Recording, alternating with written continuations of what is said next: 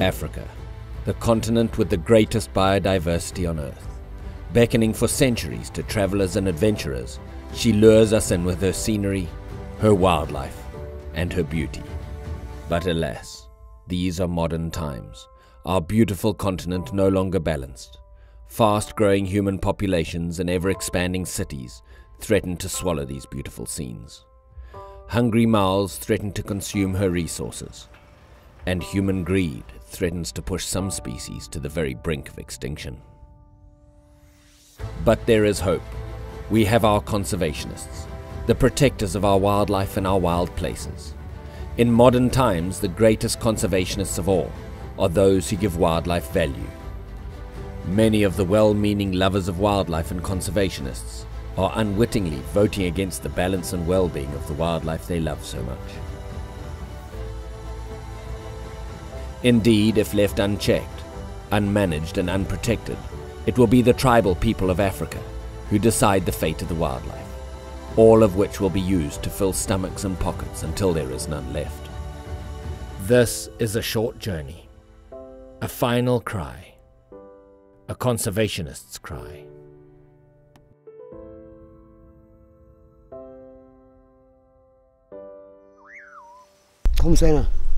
Ta thukomelo metsina ka ta kaefu engis karko si kaeti ngitsam ika mut kwate ga kwen sarko kama mutai ga kwatsam kwen kaise mechi kuna tia ju kwate kama ma kwate kia chuma kwate kama na kasam ta kabahu na chi ana kaet ka huan kai ko nira me kaer ko nir ika kabandum karko kae Kahore, inger ko kaya kar ko kayam ko to ba kaya du, ko atia ko kaya ko atia si kama ha.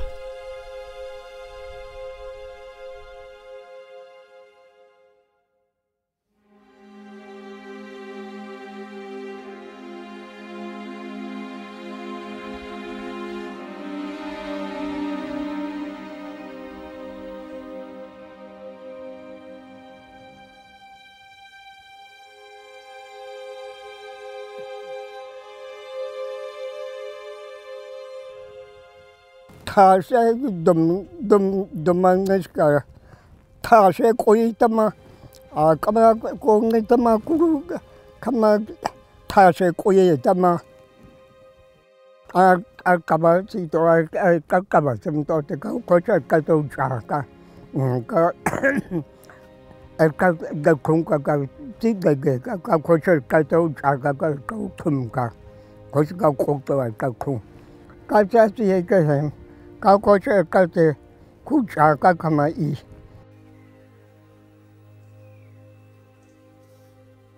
I kam ka te ka ku ka ka sa ngai o ka si kuma ka ta ko ka to chaka kuma ka ko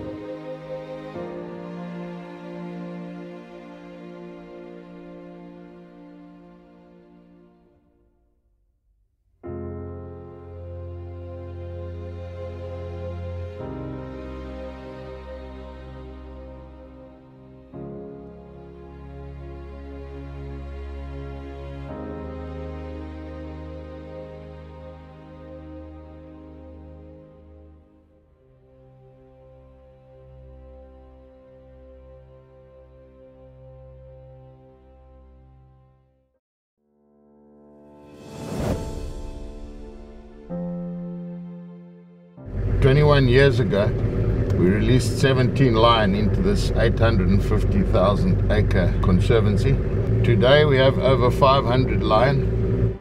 The lion hunting has generated over $1 million of revenue, and that's what it takes to run a park like this, which is surrounded by a 450-kilometer fence with over 400 employees. It's a perfect example of how they have managed to sustain a wildlife area and have knock-on benefits for the community around here. We have 28 collared lion here, and I've had predator researchers based here doing research over the last almost decade. It looks like there's a bleak future for the research because we will no longer be able to afford to continue this research and maintain those collars if we're not getting the revenue from the hunting.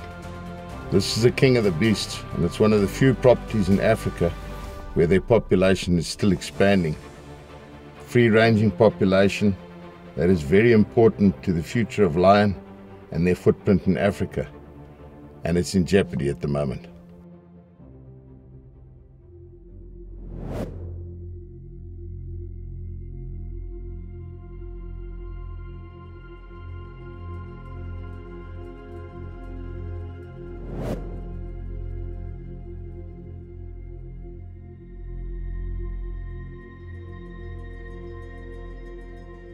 Megurenderi lo garagamo iturogi sumba yoga mali rairu kumo wore rukulie ne duri hode ne awudo eragide masumbarang tangara gana na yedu eragode rara lo gara wanga nyabe ndo garu enna habe oboru nore rara ngai rogi side kagoro hirara de unolongi megurelio homera nalen ogoldo airu merira ramuranga saha ore nyalo ben bila nani onaro nosero meri iruranga za tokol anare dirage nara irungel merira raljang tokol meti noidi goishi no koloro gine kolisiruai kunyi agere ne nagra na loldo nyo analo enkarin meti ole nara rendo ngole na iwana wana leng reganja woni amo e awura gola gore baya gola aro de ne we ne wora ole mera duanga merira nya na wa muranga saha.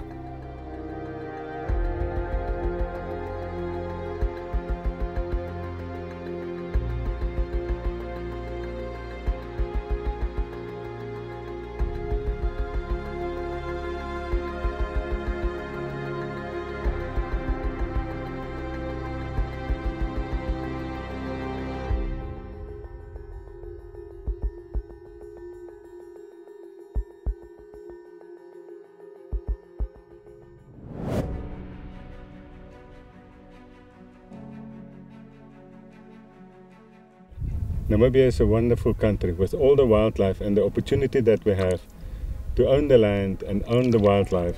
That's the wonderful part about it. You know, the hunters come in and spend a lot of money here to make it possible for us to convert from cattle land, convert it back into a wonderful wildlife ranch where we could reintroduce all the wildlife that was here before. Game doesn't destroy the land like the domestic stock. They live with the land, and instead of overgraze it and really destroy the land, game is very sustainable. Hunting in Namibia is slowly becoming one of the biggest resources in Namibia. Through sustainable hunting and utilization of the game, it has just worked wonderful for Namibia, and it's grown by the year, and it's a great resource for the government, for the people, the animals. Everyone is benefiting out of that.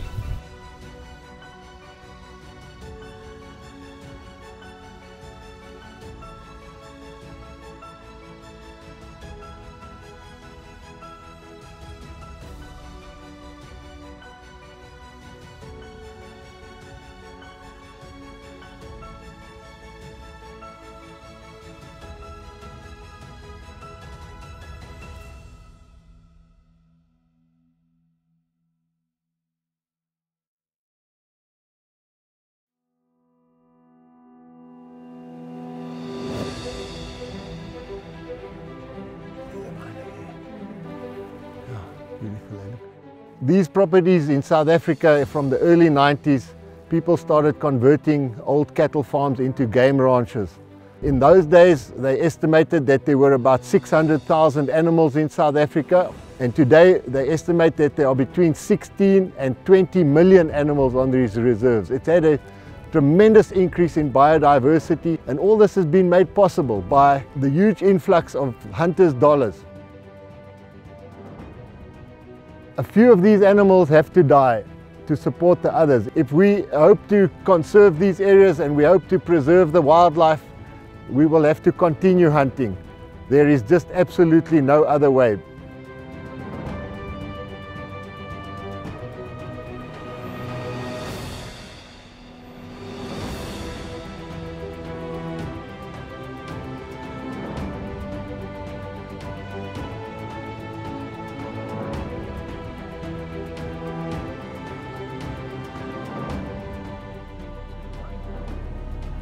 This is my life and livelihood.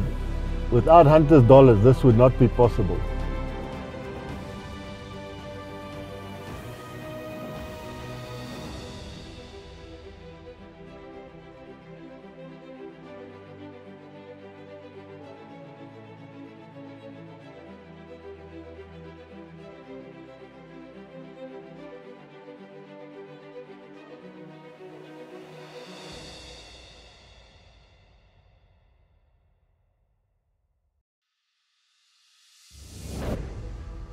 I first set foot in the Zambezi Delta in 1995. There were only 1,200 buffalo back in those days. Today, thanks to hunters and hunters' dollars, we have well over 25,000. Sable, we had only a known 44 animals in those days. Today, we're close to 4,000. I often wonder where the game would be without the backing and conservation of hunters.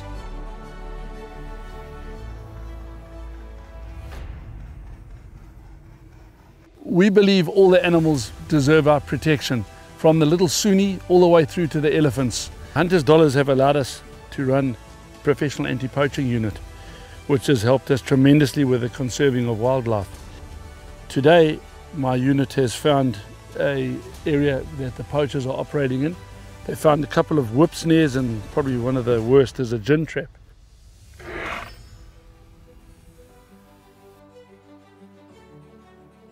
Behind me are the snares that the anti-poaching unit has taken out over the last 12 months. Approximately 1,000 heavy cable snares and 2,500 light Sunni snares. In addition to this, we take out about 100 gin traps plus per year. Without the hunters' dollars, we wouldn't be able to afford the wildlife the protection it so justly deserves. It is estimated that in 3 years, without this protection, the wildlife would be decimated.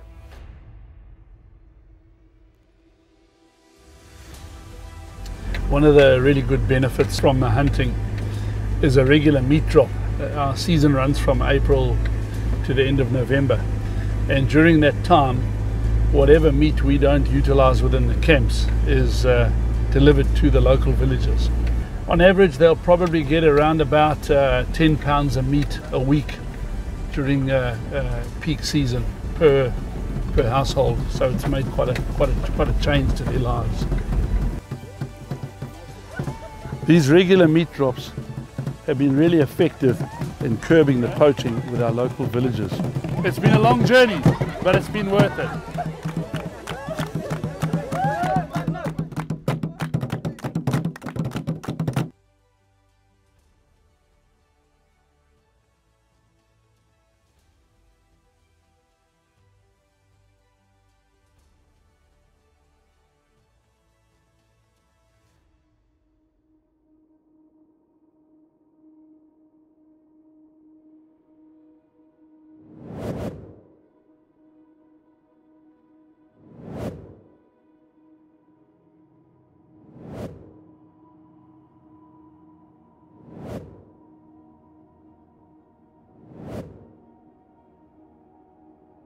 I wonder if anybody stopped and asked the stakeholders if it was okay to hate them, and to hate hunting, and in fact to stop hunting. I wonder if anybody asked the bushmen, who relied on those hunters' dollars and conservation initiatives. I wonder if anybody asked the rancher, who dedicated his life to re-establishing wildlife across his land, the man who has invested everything he has into wildlife. I wonder if anybody asked the concessionaire, who puts a large proportion of his earnings into anti-poaching, building schools, supporting clinics, educating the local populations. Did anybody ask them if it was okay to hate hunting? Did anybody research the effects that closure of hunting would have?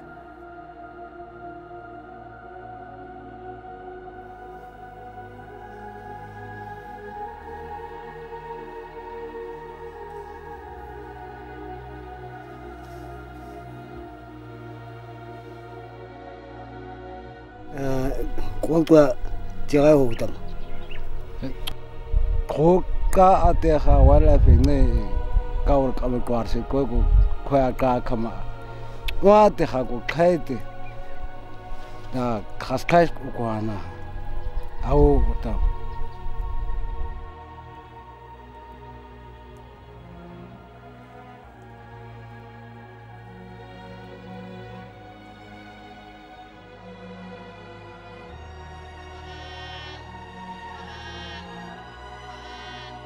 With the closure of hunting across Africa, so will stop the dollars flowing into wildlife economies brought by visiting hunters. Dollars that stop poaching. Dollars that protect wildlife, that provide jobs, that educate communities. These are dollars that enable true conservation, giving wildlife value. Yes, indeed, these images represent the harsh reality, the destiny of our wildlife when there's no money to protect it. When it's your chance to vote, will you vote for the wildlife and the people of Africa? People whose very lives are invested in wildlife?